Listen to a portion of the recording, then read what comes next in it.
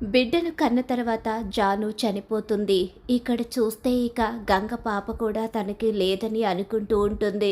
ఈలోగా జాను బాబుకి పాలైతే ఇస్తుంది గంగ. అలా ఇచ్చేసరికి బాబు ఊరుకుంటాడు. ఇప్పుడైతే ఏడవకుండా ఊరుకున్నాడు. కానీ ముందు ముందు తను ఎప్పుడూ ఏడుస్తూనే ఉండాలని, తన గురించి తన ప్రేమ గురించి ఇంట్లో వాళ్ళు ఒప్పుకోలేదని, తన భార్యని ఇప్పటి వరకు చూడలేదన్న విషయాన్ని చెప్పి గంగని ఆ ఇంటికి బాబుకి తల్లిగా రమ్మని, జానులా ఆ ఇంట్లో అడుగు పెట్టమని అడుగుతాడు. అలా అడిగేసరికి ముందైతే ఆలోచించిన గంగ ఆ తర్వాత బాబు కోసం తప్పనిసరి పరిస్థితిలో అంగీకరిస్తుంది.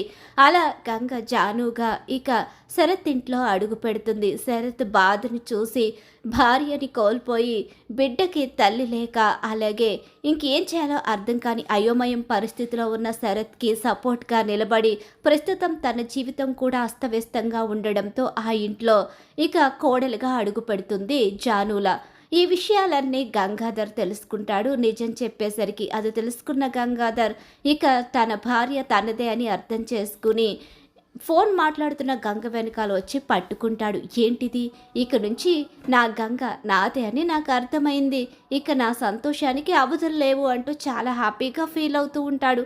ఏంటిదంతా అని చెప్పి అడిగేసరికి ముందు ముందు తెలుస్తుందిలే, నువ్వు నా దానివేని నాకు తెలిసిపోయింది అని చెప్పేసి గంగాధర్ అంటూ లోపలికి వెళ్తాడు.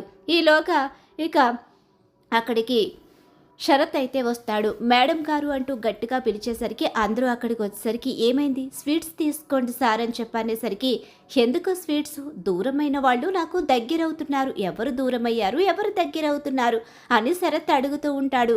గంగ వైపు గంగాధర్ అలా చూస్తూ ఉండిపోతాడు. ఇక గంగకి అర్థమవుతుంది ఈయనకి నిజం తెలిసినట్టుంది, అంటే శరత్ గారు చెప్తున్నప్పుడు ఈయన విన్నట్టున్నారు అని చెప్పి గంగ అనుకుంటూ ఉంటుంది. అలా గంగాధర్కైతే నిజమైతే తెలుస్తుంది. చూసారు కదా ఫ్రెండ్స్, వీడియో నచ్చినట్లయితే లైక్ చేయండి. మామగారు సీరియల్ అప్కమింగ్ ఎపిసోడ్స్ టీవీలో కన్నా ముందుగా చూడాలనుకుంటే ఛానల్ని సబ్స్క్రైబ్ చేసుకు పక్కనున్న గంట సింబల్ ఆల్ మీద అయితే క్లిక్ చేసేయండి.